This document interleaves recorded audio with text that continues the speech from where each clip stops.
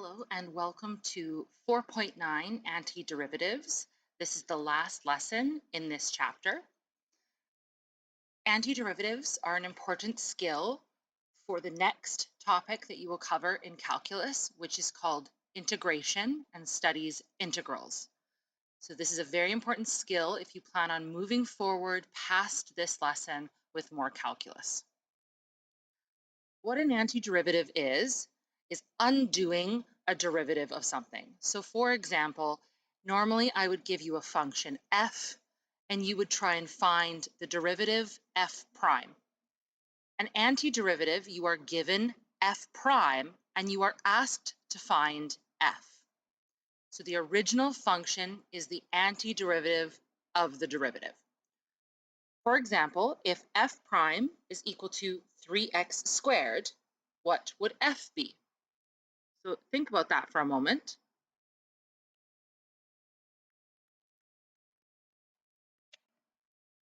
And hopefully we will know that f should then be x cubed. So the derivative of x cubed is 3x squared. Now, the problem is that this is not the only option, right? F of x could have also been x cubed plus 10. The derivative of this is also 3x squared. F of x could have been x cubed minus 7. The derivative of this is also 3x squared. So what this means is that my original function could have been x cubed plus or minus any constant at the end, because it doesn't matter what this number here is, my derivative will still be 3x squared. So how we're going to write that is f of x equals x cubed plus c. And c here is just a constant. Okay. F of x is called the antiderivative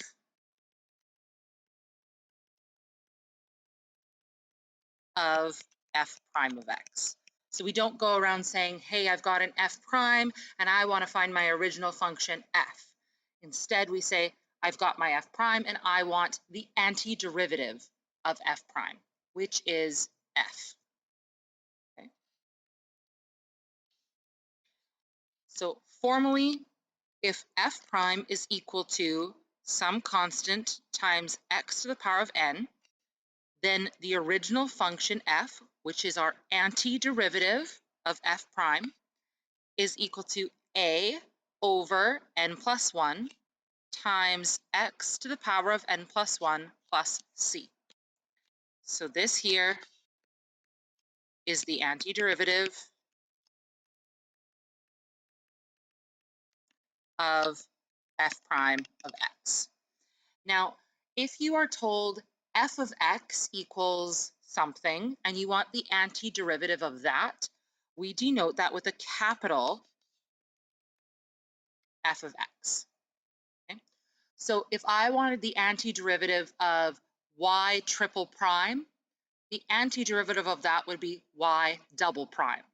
So the antiderivative of a function is always one prime less than the derivative. And you are finding if you have the antiderivative of an f that has no prime, we still have a notation for that, and that's a capital F, or G or H or whatever other letter you're using. So this formal box here, you probably won't reference this much. Once you get into the swing of things, you'll just use the patterns that you see and lots of practice to figure these out. So let's try some. So I want to determine the antiderivative of each of the following. So if these are the derivatives, what was the original function? So we're going backwards now. Okay. So for this first one, I have f prime. That means my antiderivative is going to be f with a little f. Now, if this is an x to the power of 4, that means originally it must have been an x to the power of 5. Now, it wasn't just an x to the power of 5, because if I do the derivative of this, I'd get 5x to the power of 4, and this is supposed to be a 10. So that means that this term here needs a constant. Now, my constant's not going to be 10, because if I had a 10 in my original function, and I brought the 5 down, now I'd have a 50. So what I need here is a 2, so that if I bring the 5 down, I'd have a 10. Then if we go to the next term, this is an x, which means originally it must have been an x squared. And if we follow similar logic, if I find the derivative of this, I'd have 2x, and I'm supposed to have a 6x. So this actually needs a 3 in front.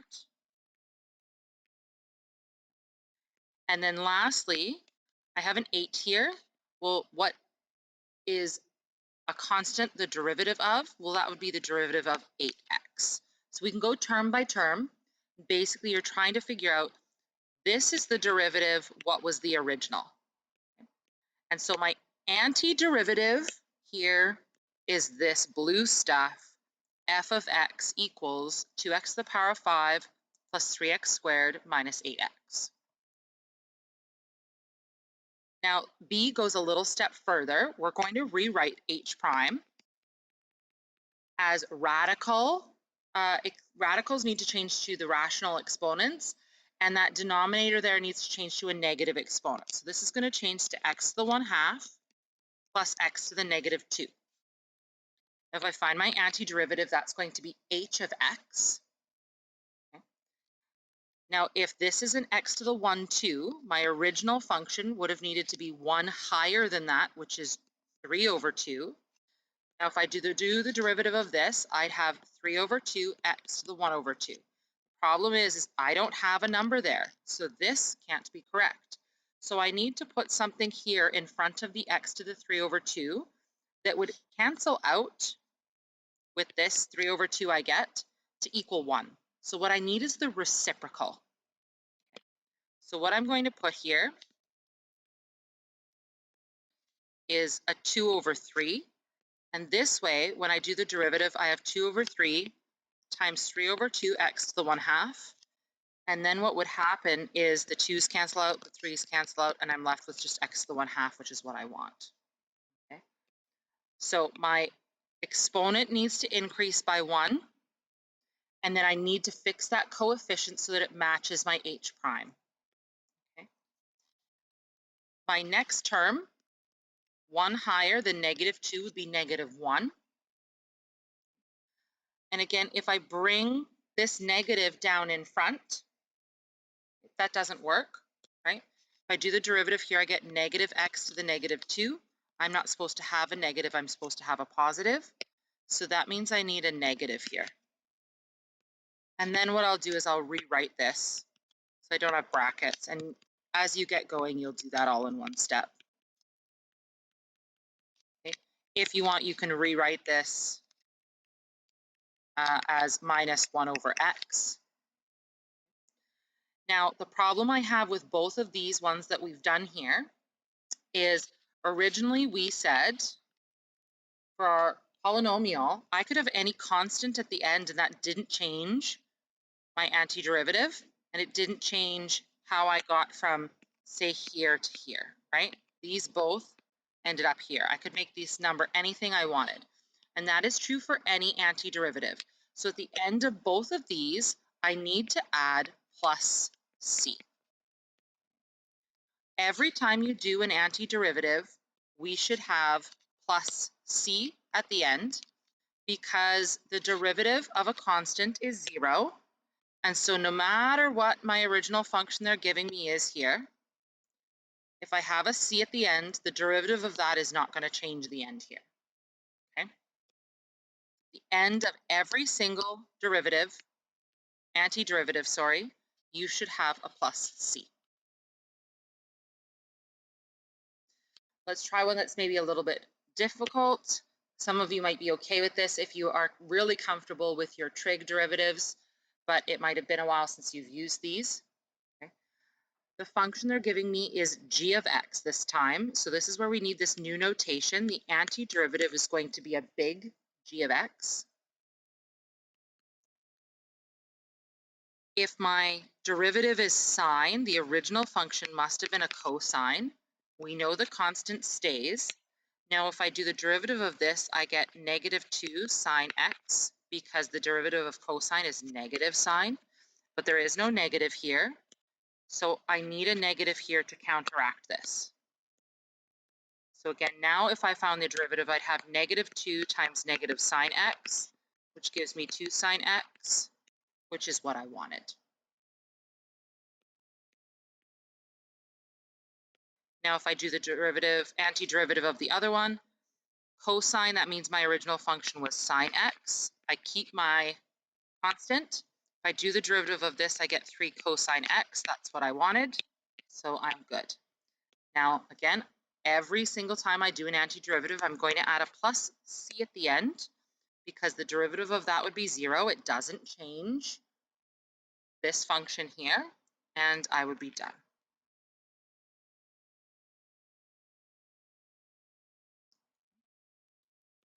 Now, one place that you will see these types of questions is in your velocity, acceleration, position questions. So the derivative of position was velocity. The derivative of velocity was acceleration. This means the antiderivative of velocity is position, and the antiderivative of acceleration is velocity. Oops, not vitosity, velocity. So basically, if you have position, which is usually s of t, then you have v of t, and you have a of t. If you do the derivative, you're going this way. If you do the antiderivative, you're going this way. Okay? So if I want to determine the position function, if v of t equals this and s of 0 is 4, the antiderivative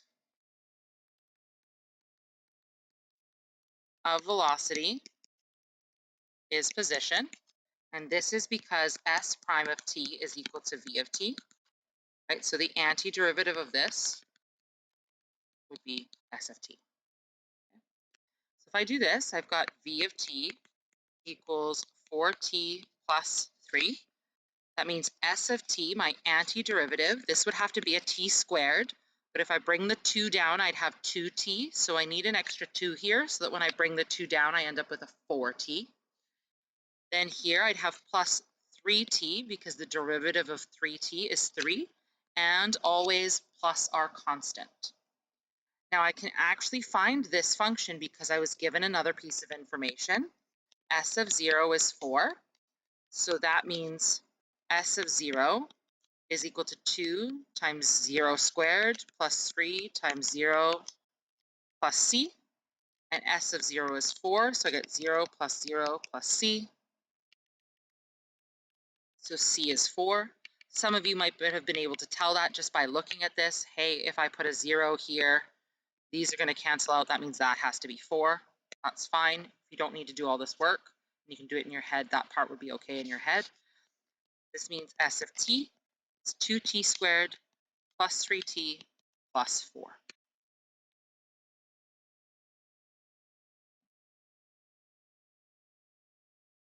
Now, last question. We want to determine the position function again, but this time we're being given a of t, some information about v, and some information about s. Okay? So we know a of t is v prime of t. That means that v of t is the antiderivative of a of t. So if a of t is 3, v of t would have to be 3t plus c. And now I know some information about v. I can actually find my constant here. So I know that v of 1 is equal to 3 times 1 plus c, and this is equal to 5, which means that c must be 2. And v of t, I actually have a full function for now. V of t would be 3t plus 2. Now I want the position function, and I know that v of t is s prime of t. And again, that means s of t is the antiderivative of v of t. So if I do the antiderivative here, I would have t squared on the next one. But if I bring a 2 down here, I get 2t. I'm supposed to have 3. So if I bring the 2 down, I'd get 2t. I want a 3 here. So I can't just add a 3 or I'd get 6.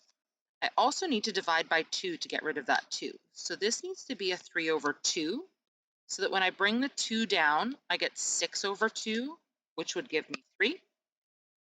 And then I'd have plus 2t, and then I'd have plus c again. Now I already used c, so using something like d, or going back and changing all the blue ones to be c1, indicating that that is one constant, and this is a new constant.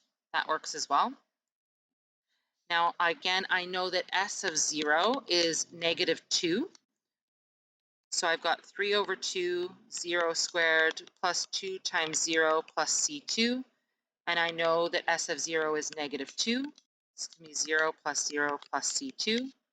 So c2 is negative 2. And I'm running out of space with my big writing. This means s of t is 3 over 2 t squared plus 2t minus 2. Again, right here, you might have, as soon as you saw this and you know s of 0 is negative 2, you might say, okay, well, if these are 0, that means my c is negative 2. You might have done that right away. Okay? And that is it. So this skill of being able to undo a derivative, or in other words, if you're given the derivative, being able to go backwards and figure out the original function is very important for the next part of calculus if you plan on continuing. And that is all for 4.9.